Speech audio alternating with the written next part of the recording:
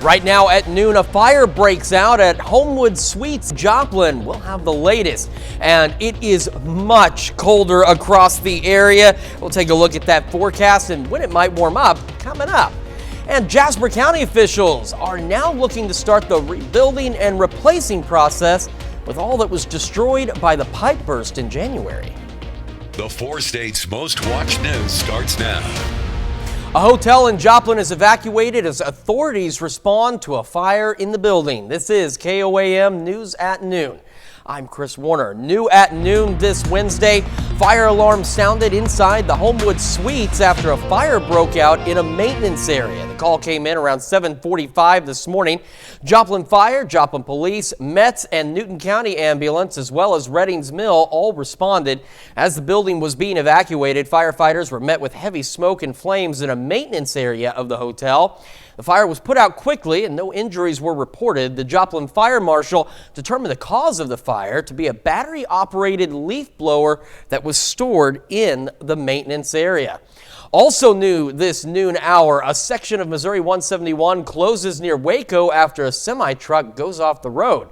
This crash occurred just before 5 this morning, about a half mile north of Waco on 171. Jasper County Sheriff's deputies, Carl Junction Fire Department, and the Missouri State Highway Patrol all responded. Officials say the truck went off the road near a curve and landed in about 3 feet of water. The driver refused medical care at the scene. 171 was closed for a time while the truck was pulled from the water. We have an update to a story we first brought you yesterday as fire crews battled a large grass fire at the High Ground Bike Preserve in Morse Park around 1:20 Monday afternoon. 6 Neosho fire vehicles responded with assistance from Reddings Mill, Granby, and the Missouri Department of Conservation. When they arrived, they found active flames rushing through the wildland brush, burning leaves and spreading quickly. Crews worked hotspots for hours as an estimated 30 acres burned. The bike preserve will remain closed until further notice while crews assess any potential for further danger and damage. And the cause of the fire is still unknown. Jasper County authorities charge a man with child sex crimes. Jasper County Sheriff's Office started investigating Rusty Little of Anderson on February the 7th. During the investigation, they say they learned he performed sexual acts on a young girl. Deputies arrested Little yesterday in Joplin. He now faces charges of first-degree statutory sodomy and sexual misconduct involving a child. And a federal judge yesterday sentenced a Carthage man to prison for child pornography. 36-year-old James Bean pled guilty to 1 count of receiving and distributing child pornography after sending an explicit video to an undercover FBI agent last September. Bean will serve 12 years in federal prison with 20 years of supervised release afterwards. Missouri State Highway Patrol responded to a motorcycle crash just south of Reddings Mill yesterday evening. 22-year-old Nicholas Glover of Seneca was riding a motorcycle northbound on Missouri 86 and attempted to pass on a curve and double yellow line. He sideswiped an SUV and then hit a minivan head-on. Glover was pronounced dead on the scene. No one in the other vehicles suffered any injuries. And it is considerably colder out there today. Taking a live look from the MoDOT camera at 32nd and Range Line. It looks nice, and we talked about this earlier. It looks nice. The sun is shining. The skies are mostly clear.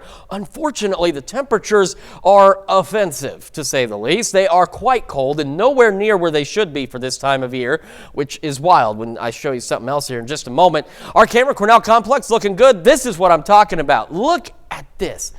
83 is what we made it to yesterday. We broke a record that's been in place since 1976. That is 11 years before even I was born. That's how long that record's been in place. We broke it yesterday with a high of 83, well above normal out there. Temperatures, Joplin 32. 31 in Pittsburgh, mostly clear skies. Temperatures around the region hanging out in the low to mid 30s. They're slowly getting there. And as the winds calm down, wind chill's improving but still cold, upper teens and lower 20s across the area. We will eventually warm up. This cold spell is short-lived. We'll have a look at your full forecast here in just a few more minutes. And 1 month after a pipe burst in the Jasper County Courthouse in Carthage, county officials are now looking to start rebuilding and replacing all that was destroyed by the water damage. KOAM's Anthony Saviello has more. Once a newly refurbished office is now only a shell of one. I got this office back a week ago today, and was able to come in and say, oh, now what are we going to start making plans and move forward. And that's what we're doing. Jasper County Collector Steve McIntosh's office is one that was destroyed by a burst pipe back in January. The goal is, and what I'm tasked with doing, is putting it right back the way it was before. Sure. And that's really what I want to do. I liked what we had. Yeah. We want to go right back to where we were. As you can see here, traffic cones, caution tape, and large dumpsters line the courthouse building as the cleanup process continues, a process which was made more difficult when unexpected discoveries were made. I was actually barricaded out of this office as they abated the lead-based paint on the ceiling for 3 weeks. There's still a lot of work to be done, and as of now, the collector's office in Carthage will remain closed until further notice. It's going to have to be shut down, and we're looking at probably a minimum of 3 months to get it put back together again. However, McIntosh wants the public to know that this is not the end of the world. Please bear with us, be patient. My Joplin office in the Joplin Courts building is fully functional. It's open. You can go online and do things. You just simply cannot come into Carthage and pay in person or get anything in person out of this office. Reporting in Carthage, Anthony Saviello, KOAM News. McIntosh says insurance will cover the cost of the repairs. As Chautauqua is losing its only grocery store, the employees of Chautauqua Foods in Delhi are waiting for the signal to close shop for good. And Chautauqua residents are prepping for a new reality of living in a food desert. Kevin Vaughn, an employee at the store for the last 3 years, says the owner of the grocery store made the decision to shut down the business, but has not yet picked a date. He lives in New York, so he's here and there. He's a truck driver, so he's too busy actually, I think, to actually sit down and think it over right now. He's just going by what the store's doing today. We don't have contact information for the owner, but the employees we spoke with believe the store will close in the coming months. Well, coming up, we're going to head over to Galena for a trip back in time. And later, we're making old-fashioned roast beef in the Mr. Food Test Kitchen. Stay with us. Well, yesterday was National Retro Day, but a store in Galena along Route 66 celebrates the day every day. Gearhead Curios has a variety of vintage items, many of which were gifted to the store owner, Aaron Perry. To recreate the ambiance of the past, Perry's creativity knows no bounds. But Gearhead Curios isn't just a magnet for international travelers, it's also a spot for locals. I tell people that I get to offer an escape from reality to the people that are traveling back to nostalgic America. Sometimes you get people stopping you, like, oh, so they ask you questions about it, and so you're like, you get to hear their stories and you tell them what you know. Gearhead Curios restroom is also unique. To wash your hands, for example, you use a gas pump nozzle. Perry says each day spent there is a fulfillment of a dream. And they're in Galena, open Tuesday through Saturday from 10 a.m. to 6 p.m. Plans for a new bypass on Highway 69 near Pittsburgh are headed back to the drawing board. KDOT held a lunch at Crestwood Country Club in Pittsburgh. There, they announced they were dropping the western alignment plan for the Crawford County corridor in response to feedback. They also announced a new corridor study to reevaluate their options. That study will be broken into 2 phases. The first will collect traffic and safety data as well as public input. The second will develop plans to move forward. We're going to be coming out for public meetings here this spring and this summer, and we're just going to really try to understand from all of the communities down here, the county, the various cities, try to understand what they need out of US 69. The new study is expected to take 12 to 18 months to complete. Well, still to come on KOAM News at noon, Mr. Food. I don't get it. The recipe says to let the meat rest. Are you kidding? My roast gets to rest while I do all the work? There's got to be a better way. But first, We are going to talk about warmer weather, which is on the way, even though it may not feel like it right now, with that full forecast when the KOAM News at Noon returns.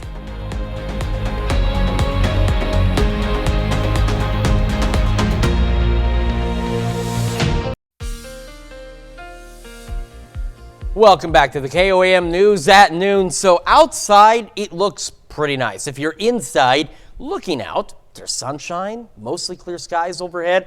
Unfortunately, as we mentioned, those temperatures not really playing nice with us today, not compared to yesterday. This is a live look. Of course, MoDOT camera, 32nd in range line in Joplin. Looking back to the west, again, plentiful sunshine, just a few clouds here and there. Looks great. Same from our camera on the Cornell complex. In fact, there's a stray cloud there and one up above this banner, but outside of that, skies are, again, what we call mostly clear. KDOT camera 69 just south of Pittsburgh. Ample sunshine out there as well. The day looks beautiful, but these temperatures are painting a totally different picture. 32 in Joplin. Feels like 26 with a northwest breeze at 7. And as we mentioned, we actually broke a record for our high yesterday, and here we are in the 30s today. Just wait 5 minutes, as they say, and the weather will change, and it certainly did. 31 in Pittsburgh, 25 is what it feels like. North-northwest breeze at 7. We're still seeing a few occasional gusts out there, but the winds are beginning to ease up compared to what we had this morning. Low to mid-30s across the region, so looking all right. I mean, you know, that's cold, but we're on the right track here. But look at this. Now, this isn't wind chills or anything, no, before anyone freaks out. Compared to 24 hours ago, temperatures in the region, 40 to nearly 50 degrees colder now than where we were at this time yesterday. It's a 40 to 50 degree drop in temperatures. Now, we said it was going to happen with this cold front, but it's one thing to talk about it. It's a totally different thing to actually see it play out.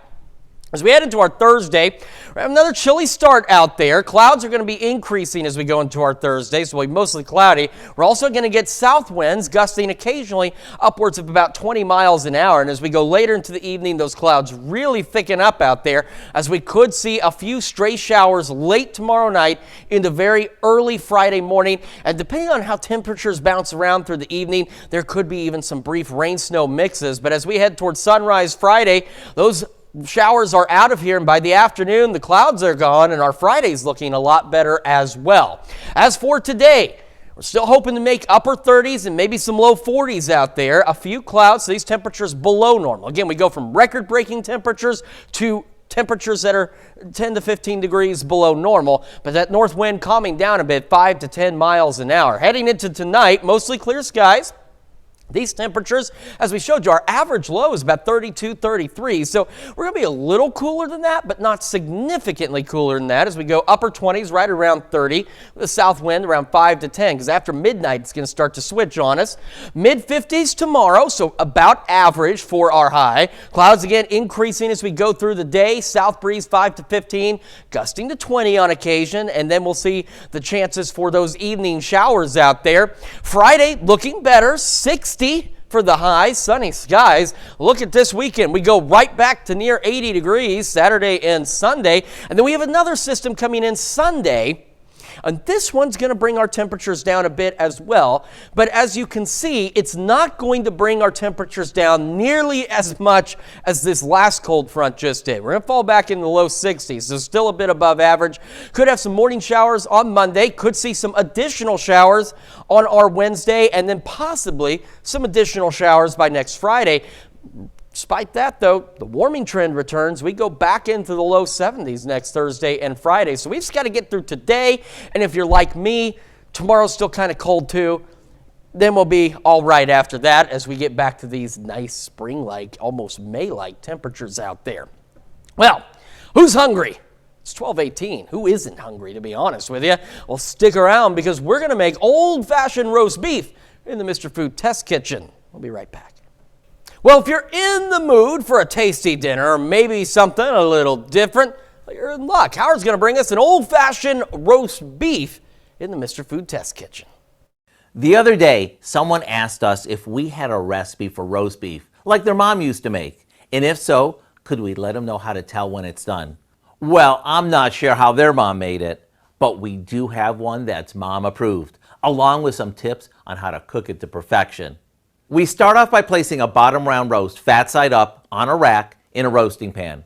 The reason we place the fat side up is so as it roasts and the fat melts, it flavors the meat. Next, we rub this with a good amount of spices, including some paprika, to give it color. We roast this in a 400-degree oven for about 30 minutes to seal in the juices. Then we lower the temp and cook it low and slow. To make sure this comes out perfect, use a meat thermometer, which stays in the roast while it's in the oven. Or we can use an instant read thermometer, which gets inserted only when we want to check the temperature. If you like it medium rare, you'll want to take it out at 135 and let it rest for 10 or 15 minutes.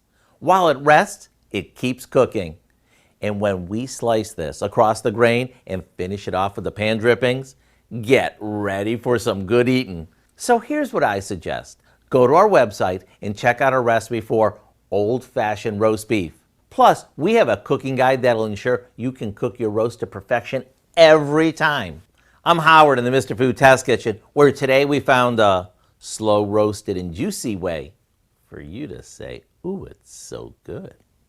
And ooh, it looks so good. Well, you can find this recipe along with a lot more good food from the Mr. Food Test Kitchen online. You know where to go, down there, KOAMnewsnow.com. As we head to break, here's a look at 4-state market prices. All right, again, cold today, a little warmer tomorrow, maybe a stray evening shower or two. Back to near 80 by this weekend. Another system by Sunday night brings us some showers Monday. Doesn't make us as cold, though. Low 60s to start the week, low 70s to wrap up the week with some additional periodic rain chances. Just nuts. 50-degree drop. Yeah, 80s yesterday, quite a bounce down to the 20s and then bouncing back up. We're going to go right back to the 80s. Yeah. We talk about a big roller coaster ride, and got some big stories tonight at 5. A lot coming up at 5 for starters. Hunter Biden is on Capitol Hill today, testifying before the committee looking to impeach his father, President Joe Biden. Plus, Oklahoma's governor signs a bill to eliminate the state sales tax on groceries in Oklahoma, kind of like in Kansas. And the Arma, Kansas School District is moving to a 4-day school week. We're going to have details on that. Hope you join us for those stories. A lot more, of course. It's coming up on KOAM News at 5. Right, so some big changes. I mean, sales tax elimination can help out a lot. 4-day school week. There's pros and cons on that. Absolutely. They didn't have that when we were in school. No, though. they did not. We had like almost 6-day school weeks, uphill both ways. Yes, and homework. The never homework ended. every time. Dow, thank you so much. And thank you all so much for joining us for the KOAM News at Noon. Be back here tonight at 5. Have a great rest of your day.